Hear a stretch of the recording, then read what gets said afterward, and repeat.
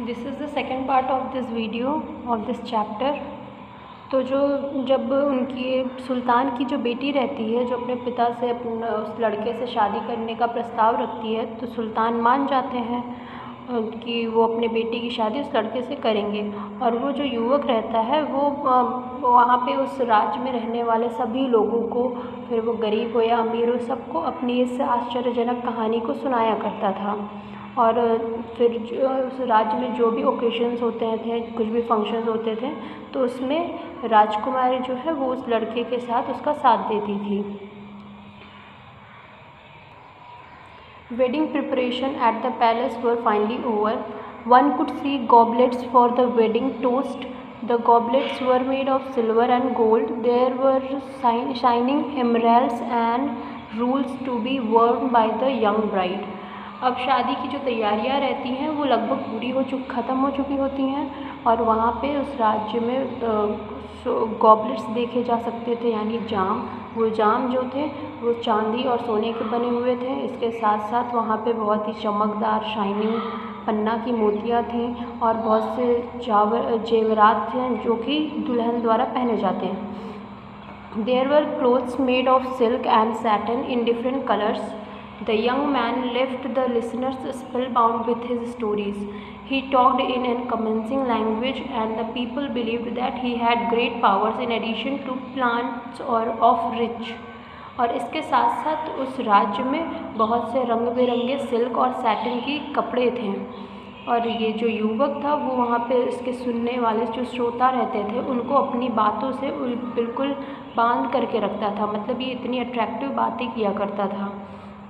लोगों को ऐसा विश्वास होता था कि इसके पास बहुत ही महान शक्तियाँ हैं। The day of marriage finally arrived. The royal palace bustled with wedding activities. A royal holiday was announced in the kingdom on that day.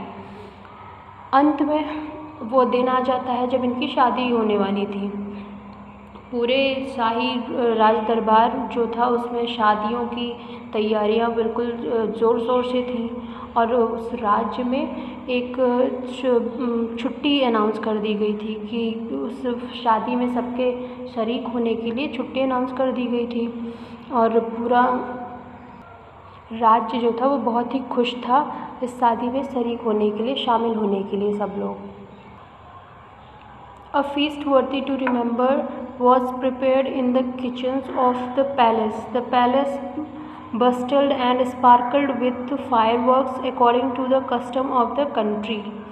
और रसोइयों में, राज दरबार के रसोइयों में खाने की तैयारियां हो रही थी। हर जगह आग जल रहे थे, जिस तरीके से उस देश की कस्टम थी, यानी कि शायद वहाँ पे खाना बनाने के लिए आग का ही इस्तेमाल किया जाता था, तो वो कस्टम के अकॉर्डिंग वहाँ पे खाना तैयार किया जा रहा था।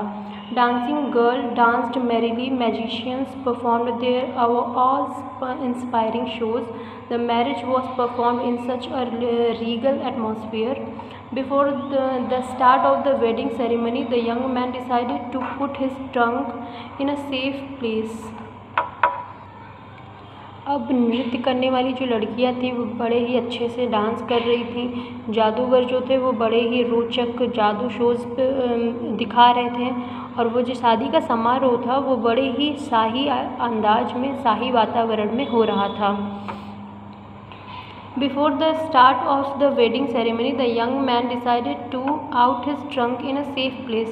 Before he could do so, a small spark of fire fell on the trunk.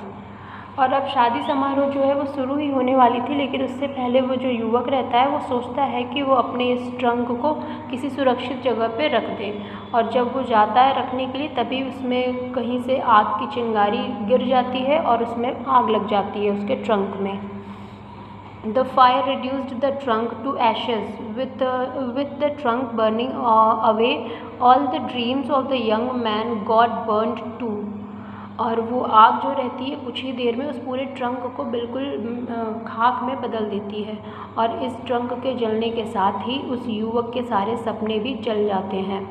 Reading that he had nothing to offer to the sultan's daughter, the young lad left the palace and the country quietly. He decided to stroll and wander for the rest of his life. और जब उसे ये समझ में आ जाता है कि अब उसके पास कुछ भी नहीं है जो कि वो सुल्तान की बेटी को दे सके, तब वो ये डिसाइड करता है कि वो उस राज्य को, उस राज दरबार को चुपचाप छोड़ के चला जाएगा। और वो आगे ये डिसाइड करता है कि अब आगे की पूरी ज़िंदगी वो इधर उधर घूम करके बिताएगा। The beautiful princess waited for the young man with all patience at her command, but that was all is in vain।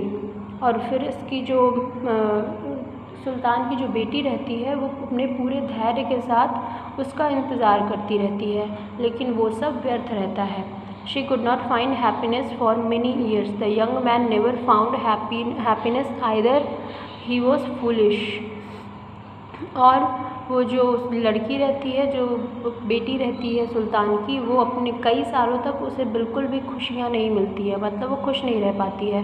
और ये जो यंग लैड रहता है, यानी ये जो युवक लड़का रहता है, वो भी उसके वास्ते कभी खुश नहीं रहता है, क्योंकि वो मूर्ख ही था। He wasted many opportunities of earning money.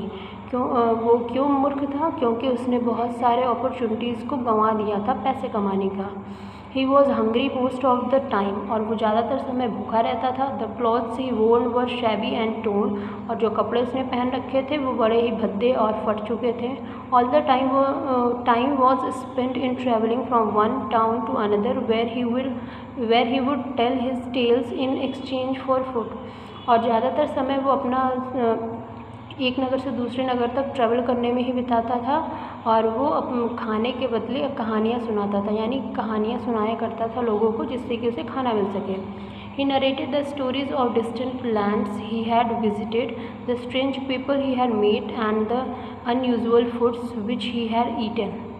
और वो लोगों को ये कहानी भी बताता था कि कैसे वो कितनी दूर दूर तक उसने विज़िट किया है, कितने अजीब अजीब लोगों से वो मिला है, और उसने कितने अजीब अजीब तरीके के खाना खाए हैं। He also told people of the splendid palace belonging to a sultan. The walls of the palace were inlaid with gold। और वो लोगों को ये कहानी भी बताता था कि कैसे वो उस चमकदार शानदार महल में एक सुल्तान रहते थे, और उस महल की दीवारें जो हैं वो सोने की थीं। He also told about Sultan's daughter who was very beautiful and whose eyes are like shining gems and hair like blade silk। और वो उस सुल्तान की बेटी के बारे में बताता था जिसकी आँखें जो हैं वो जेम्स के समान चमकती थीं, और उसके बाल जो थे वो सिल्क की तरह थे। Occasionally, when the narrated past incident to other, his face became sad as he recalled the happiness which he had enjoyed. Dejected, he would slowly get up and set out for the next town. He hoped that he would be happy sometime in future, but that was not to be, and he remained sad। और जब वो लोगों को कहानियाँ बताया करता था, अपनी उसके लाइफ में जो जो घटनाएं हुई उनकी कहानियाँ बताया करता था, तो वो बताते बताते थोड़ा उदास हो जाता था, क्योंकि वो सारी उसकी खुशियाँ उसे याद आ जाती थी जब वो इन्जॉय किया करता था। लेकिन इस टाइम पे वो सब व्यर्थ थी, क्योंकि ये बहुत ही दुखी रहने लगा था। उसे ये आशा थी कि, और वो कहानी बताते बताते फिर वो उठ करके दूसरे नगर में जाने के लिए चल देता था। उसे आशा थी कि वो आगे चल करके कभी न कभी खुश होगा, लेकिन वो नहीं रहता है, वो अभी भी उदास ही है। और now this was the story. Now we will do the exercises. Tick the correct answer. The son spent money. Answer is foolishly. Next, he was by his selfish friends। Answer is ignored। The boy sat on a trunk। The trunk stopped near the entrance of a palace। The throne on which Sultan sat was made of gold। A royal was emerged in the kingdom that day। Answer is holiday। Fill in the blanks। The merchant and his son lived in a town.